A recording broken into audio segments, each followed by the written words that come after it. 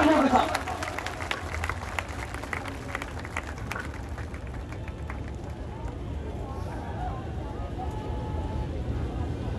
बहुत बहुत शुक्रिया, धन्यवाद। बैठ जाइए, आप सब लोग अपनी जगह पे बैठो, आप लोग भी बैठ जाओ भाई, व्यवस्था बना लोगे तो ज्यादा बेहतर रहेगा। बैठ जाओ, मैं अपना संदेश दे देना चाहता हूँ शांतिपूर्ण तरीके।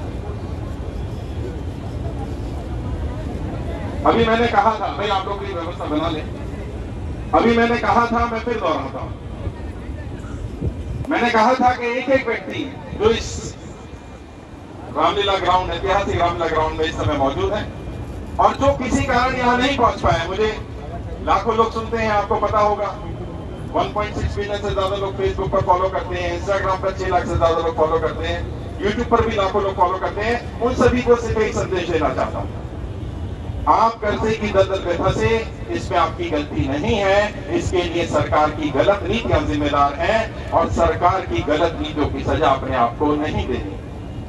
सबसे पहले तो यह तय करना होगा कि मैंने कर्जा लिया, मैंने कोई पाप नहीं कर दिया, ये कोई गुनाह नहीं है। भारत के संविधान के हिसाब से ना तो कर्जा लेना अपराध है और यदि आप कर्जा नहीं चुका पा रहे हैं तो ये भी कोई अपराध नहीं है। अपने आप को अपराधी मत मानिए। सरकार के ही आंकड़े हैं, एनसीबी का डाटा है, पिछले 5 वर्ष में 50,000 से ज्यादा लोगों ने कर्जे के कारण आत्महत्या की है और ये किसान नहीं है। पहले सुना करते थे देश का किसान आत्महत्या करता है, आज देश का साधारण नागरिक आत्महत्या कर रहा है, नौकरी करने वाला व्यक्ति आत्महत्या कर रहा है, व्यापारी आत्महत्या कर रहा है। और इसका जिम्मेदार कौन है? इसका जिम्मेदार वो हुक्मरान है, वो सत्ताधीश है जो सत्ता में बैठे हैं, जिन्हें हमने चुनकर भेजा। किस उम्मीद से भेजा? इस उम्मीद से भेजा हमारा व्यापार ठीक होगा, हमारा काम धंधा ठीक होगा, हम तरक्की करेंगे, हम आगे बढ़ेंगे। व्यापार ठीक होना तो दूर की बात, जो व्यापार 5 वर्ष पहले जितना चलता था आज उससे आधा भी नहीं रहा है। मैं भी मीडिया डिबेट में गया, एक पार्टी के प्रवक्ता मिले मुझे, उन्होंने कहा आप गलत कह रहे हैं, व्यापार पहले से ठीक हो गया। मैंने उनसे कहा आप किसी भी मार्केट में किसी भी व्यापारी से पूछ लीजिए आज व्यापार कितना रह गया है, व्यापारी खुद बता देगा व्यापार आधा भी नहीं रहा है। और इसका बड़ा कारण क्या है? 90%, 95% लोगों ने बताया नोटबंदी, जीएसटी और लॉकडाउन। नोटबंदी के कारण हम कर्जे की दलदल में फंसे, बहुत सारे लोगों ने कहा। कई लोगों ने कहा साहब नोटबंदी का असर नहीं पड़ा, लेकिन जब ये जीएसटी लगाया गया तो जिस कंपनी में हम काम करते थे वो कंपनी ही तबाह हो गई, कंपनी बंद हो गई और कंपनी के बंद हो जाने के कारण हमारा व्यापार तबाह हो गया और जो लोग वहां नौकरी करते थे उनकी नौकरियां चली। कई लोगों ने सब जीएसटी का भी फर्क नहीं पड़ा, नोटबंदी का फर्क नहीं पड़ा, लेकिन जब ये लॉकडाउन लगाया गया अचानक आधी रात को आकर बोल दिया गया सब बंद हो जाएगा। ये सोचा ही नहीं कि आम इंसान का व्यापार कैसे चलेगा, आम इंसान व्यापार करेगा कैसे। ये समस्या है। नोटबंदी आपने नहीं करी, जीएसटी आपने नहीं लगाया, आपने लॉकडाउन नहीं लगाया, तो जो काम आपने किया नहीं उसकी सजा आपको नहीं मिलनी चाहिए। इसलिए अपने आप को दोषी ठहराना, अपने आप को दोष देना बंद करिए। दूसरा काम क्या करना है?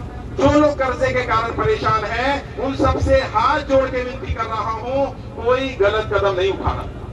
अगर किसी को रहने की दिक्कत है, खाने की दिक्कत आ रही है, कोई समस्या आ रही है, तो आप अपने जनप्रतिनिधि के पास जाइए, अपने सांसद के पास जाइए, विधायक के पास जाइए और वहां जाकर के उनको अपनी स्थिति के बारे में बताइए। जनप्रतिनिधि जनता की सेवा के लिए चुने जाते हैं और यदि आपका सांसद विधायक आपकी मदद ना करे तो हमारा जो लोकसभा प्रभारी है, जो राज्य का प्रभारी है, जो प्रदेश अध्यक्ष है, उससे जाकर के मिलिए, वो सांसद जी से अपील करेगा। और आपकी हमारी मेहनत रंग लाई है। हमने सभी सांसदों को पत्र भेजे थे, सांसदों से पूछा गया था कि आपके लोकसभा में जो लोग कर्जे के कारण आत्महत्या कर रहे हैं उन्हें बचाने के लिए आप क्या कर रहे हैं। आप एक अपील करिए, लोगों की मदद करिए, लोगों को बताइए कर्जे के कारण कोई गलत कदम ना उठाए। हमारे कुछ लेटर भेजने का असर यह हुआ कि 9 से ज्यादा सांसदों ने हमारे मुद्दे का समर्थन किया और उसी के साथ एक सांसद ने सदन में मुद्दा भी उठाया और मुद्दे के सवाल किया तो वित्त मंत्री को जवाब देना पड़ा। ये हमारी बहुत बड़ी जीत है, लेकिन हमारी लड़ाई अभी अधूरी है। हमारी लड़ाई तब तक पूरी नहीं होगी जब तक एक एक व्यक्ति का 1-1 रुपया कर्जा नहीं उतर जाता। और मेरे पास क्या क्या विकल्प है, मैं वो विकल्प बता देना चाहता हूं। मैंने कहा मैं एक पॉलिटिकल ट्रेनर हूं, सब लोग जानते हैं। देश का कोई नेता, कोई पॉलिटिकल पार्टी, कोई पार्टी का अधिकारी ऐसा नहीं है जो शाहनवाज चौधरी भारती को ना जानता हो। मैं एक पॉलिटिकल ट्रेनर हूं, मैं पॉलिटिशियंस को ट्रेनिंग देता हूं, तो मैं इनकी रग से वाकिफ हूं। मैं जानता हूं ये कब रुकेंगे, कब झुकेंगे। ये तब झुकेंगे जब उन्हें ये एहसास हो जाएगा कि अब जनता उनका साथ देने वाली नहीं है। और इसीलिए हमने तय किया था, हर वो सांसद, हर वो विधायक, हर वो नेता कान खोलकर सुन ले, जो जनता का साथ देगा हम उसका साथ देंगे, और जो जनता का साथ नहीं देगा हम उस नेता का साथ नहीं देंगे। ये संदेश आना चाहिए। हर वो सांसद, हर वो पार्टी, हर वो नेता सुन ले, जो जनता के साथ नहीं है अब जनता उसका साथ देने वाली नहीं है, चाहे कोई भी पार्टी हो, कोई भी नेता हो। और जैसा मैंने कहा, मैं पॉलिटिकल ट्रेनर हूं, तो मैं अगला विकल्प भी बता देना चाहता हूं, ये लड़ाई सिर्फ यहां रुकने वाली नहीं है। और जैसा प्रशासन के लोगों को भी मैंने कहा, अधिकारी मेरी बात सुन रहे होंगे, हमने पूरा कार्यक्रम शांतिपूर्ण किया है। हम शांतिपूर्ण लोग हैं, हम शांतिपूर्ण व्यवस्था बनाकर रखना चाहते हैं। और मैं आपसे वादा कर रहा हूं प्रशासन के लोगों से, फिर जीवन में कभी भी आप मुझे प्रशासन के खिलाफ नहीं देखेंगे, लेकिन आपसे भी एक वादा, एक उम्मीद करता हूं, आप भी जनता का साथ देंगे। अधिकारी का मतलब क्या होता है? अधिकारी का मतलब होता है जो अधिकारों की रक्षा करे। ये सारे अधिकारी, सारे कर्मचारी किसके लिए हैं? जनता ही के लिए तो हैं। और यदि जनता ही खुश नहीं है, जनता ही परेशान है, तो अधिकारों का अधिकारी होना कोई मायने नहीं रखता। अधिकारी जनता की अधिकारों की रक्षा करने के लिए बना है, उसको अधिकार दिए गए ताकि वो जनता के अधिकारों की रक्षा कर सके।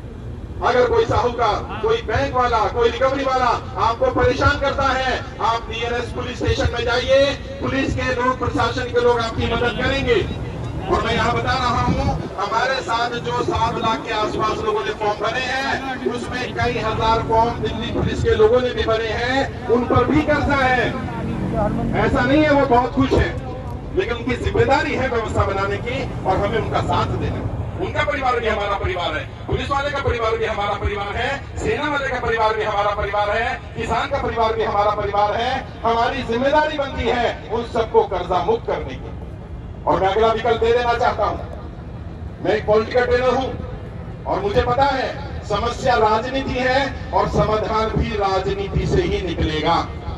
कई लोग मुझे कहते हैं कि आप राजनीति कर रहे हैं, मैं कहता हूं हाँ, मैं राजनीति कर रहा हूं, मुझे राजनीति से कोई परहेज नहीं है। और जो ये कहे कि तुम राजनीति मत करो, उसे बता देना राजनीति में 2 ही विकल्प है, या तो आप राजनीति का हिस्सा हैं या राजनीति के शिकार हैं। और शिकार बनने से बेहतर है राजनीति का हिस्सा बना जाए, राजनीति का हिस्सा बनेंगे हम। और मैं आज इस मंच से कह देना चाहता हूं, इस ऐतिहासिक मंच से, कल 9 अगस्त है। 9 अगस्त क्रांतिकारी दिन होता है। आपको पता होगा गांधी जी ने भारत छोड़ो आंदोलन की शुरुआत की थी 9 अगस्त को। आज पूर्व संध्या है और इसे इत्तेफाक कहें, गलती कहें या समीकरण कहें, मेरा जन्मदिन आज आता है।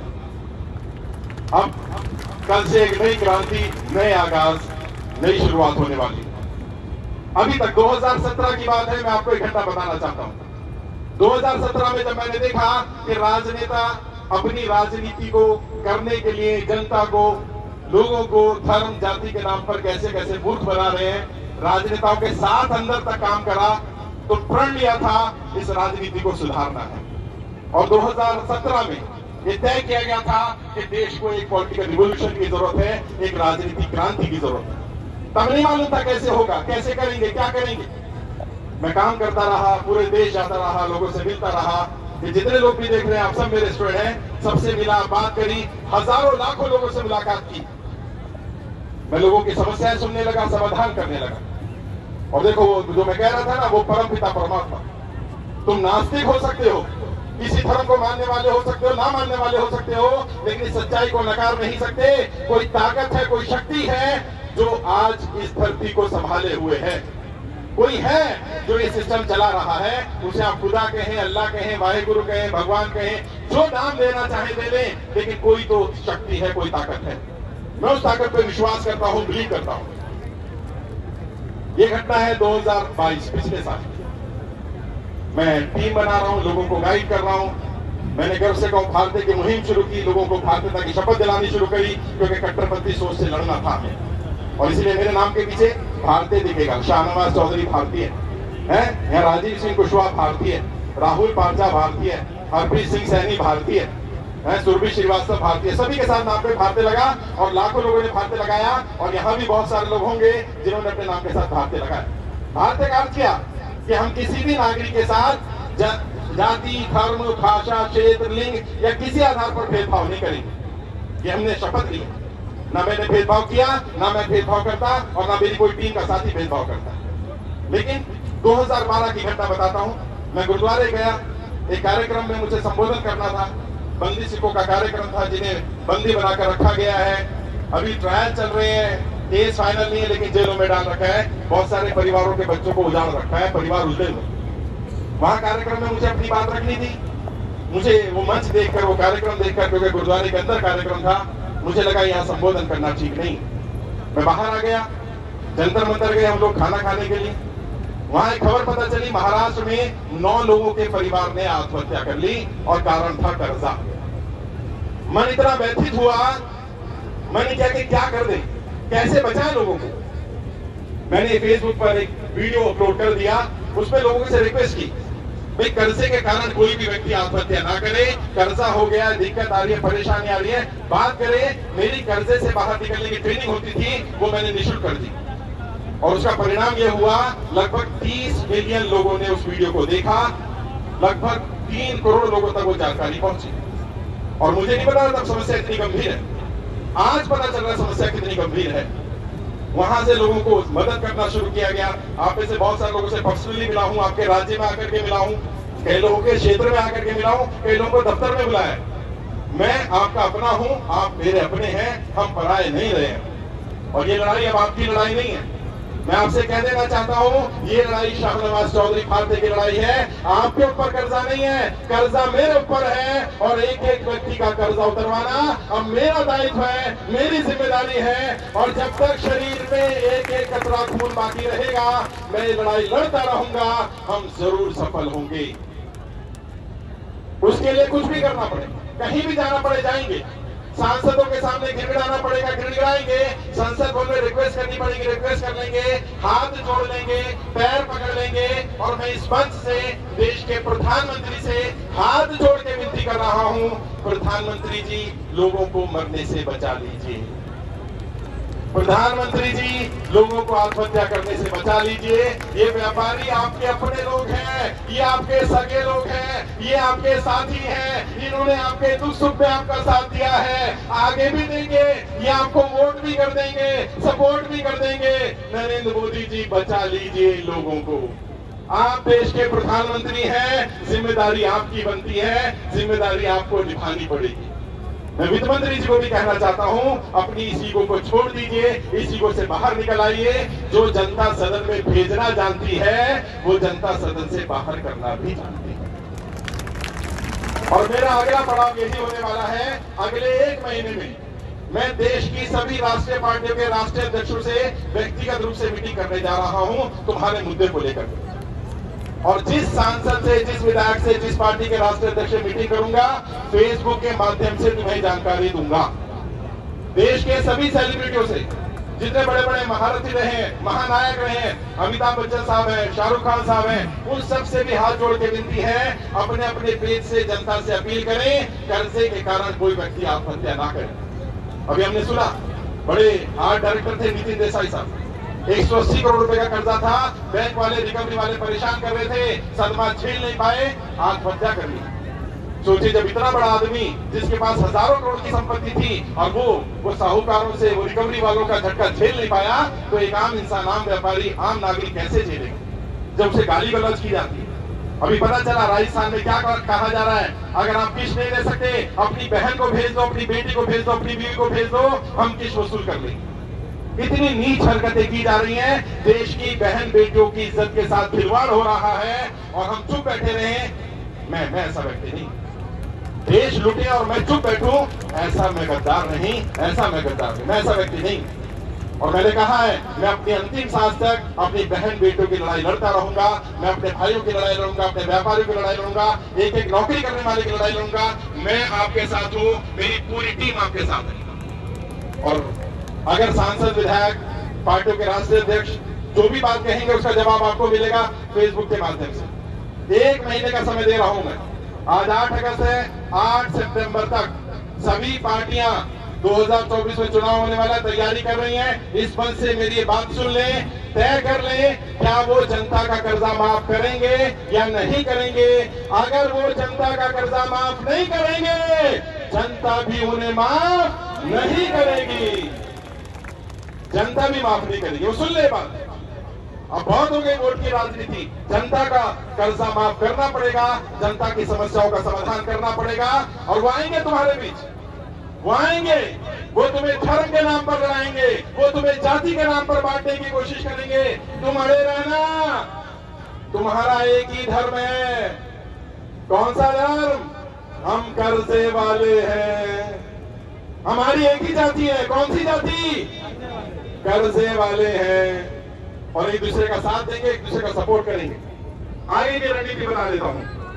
अगर 2023 8 सितंबर तक राष्ट्रीय अध्यक्ष सभी पार्टियों के जो राय देंगे वो जनता के सामने रखी जाएगी।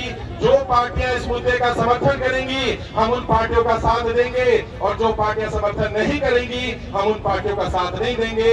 हम उनके खिलाफ उम्मीदवार उतारेंगे। हम राजनीतिक क्रांति करेंगे। हम जीते ना जीते, हम उन्हें हराएंगे। तैयार है? दोनों हाथ उठा करके पूरा सदन दोनों हाथ उठाकर बताए तैयार है राजनीतिक क्रांति के लिए। राजनीतिक क्रांति के लिए तैयार है। हर उस सांसद विधायक के खिलाफ वोट करा जाएगा जो जनता की कर्जा माफी का समर्थन नहीं करेगा। और उम्मीदवार कौन होंगे? उम्मीदवार ये नहीं होंगे, उम्मीदवार ये लोग होंगे, जनता में से इस बार उम्मीदवार चुने जाएंगे। तैयार है? 543 सांसद चाहिए। तैयार है? कितने लोग तैयार है? हाथ खड़े करो। संसद में जाने के लिए, चुनाव लड़ने के लिए। अभी नहीं, 2024 में जनता चुनकर भेजे तब। कितने लोग तैयार हैं? जाओ अपने अपने क्षेत्र में तैयारी करो। मैं तुम्हारे क्षेत्र आ रहा हूं, मैं तुम्हारे घर आ रहा हूं। चाय पिला दोगे?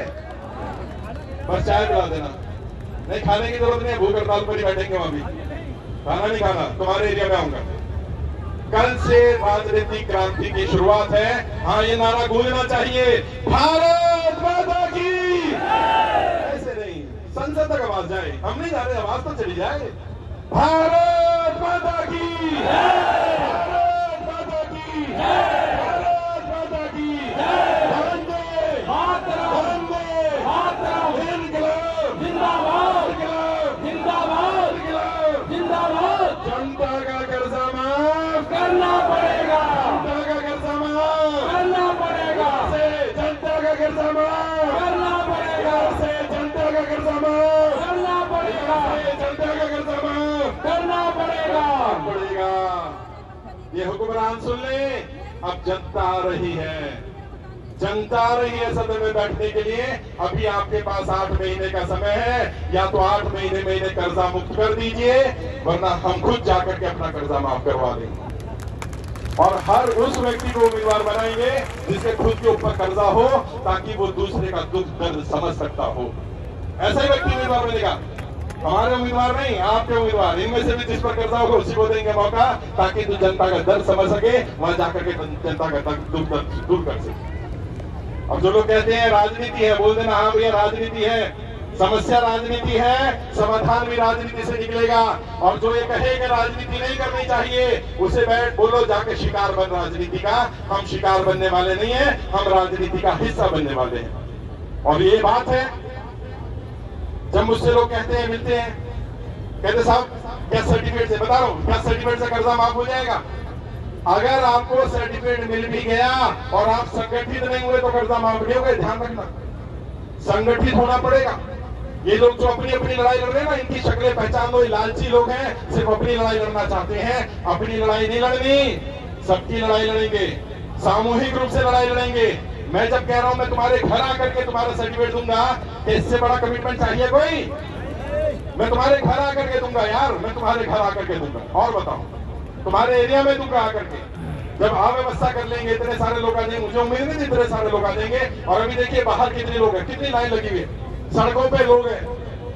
अब ये बात समझ लीजिए कि जो लोग सत्ता में बैठे हैं वो जनता का खून चूसना बंद कर दें, साहूकारों के अत्याचार से जनता को बचा ले, बैंक के अत्याचार से जनता को बचा ले। जनता परेशान है, जनता की दिक्कतों को दूर करना हम सबकी जिम्मेदारी। मुझे पता है आप सबकी परेशानी, मुझे मेरी परेशानी पता है, मेरी मजबूरी भी समझिए। मैं भी भूखा हूं सुबह से, मैंने भी पानी नहीं पिया है, 1 रुपया किसी से नहीं ले रहा हूं और किसी से लिया भी नहीं जाएगा। और यदि कोई कर्जा मुक्ति के नाम पर, रजिस्ट्रेशन के नाम पर, फाइल चार्ज के नाम पर, सर्टिफिकेट के नाम पर अगर आपसे पैसा मांगे, तुरंत उसकी पुलिस में कंप्लेंट कर देना। वो व्यक्ति हमारा व्यक्ति नहीं है, किसी को 1 रुपया भी नहीं देना है। 4 लाइनें कहकर अपनी बात खत्म करूंगा। इस राजनीतिक क्रांति का आगाज होगा, फेसबुक के माध्यम से आगाज किया जाएगा और हम शाम को 4 बजे तक यहाँ बैठे हैं। सर्टिफिकेट डिस्ट्रीब्यूशन का कार्यक्रम देखेंगे, अगर अभी हो पाएगा तो भी देंगे, वरना आप सबके घर पर सर्टिफिकेट लेकर के आऊंगा मैं और मेरी टीम पहुंचेगी, आपकी लोकसभा आपके राज्य में पहुंचेगी, आपकी मदद करेगी। 4 लाइनें जो मुझे बहुत पसंद है, मैं अक्सर बोलता रहता हूँ। बैसाखियों पर चलकर भी महान क्यों है, बैसाखियों पर चलकर भी महान क्यों है, जो हमको बांटता है वो हुक्मरान क्यों है, और अमेरिका, चीन, पाकिस्तान सब इसी सोच में पड़े हैं। सारे जहां से अच्छा हिंदुस्तान क्यों है, सारे जहां से अच्छा हिंदुस्तान क्यों है। बहुत बहुत शुक्रिया।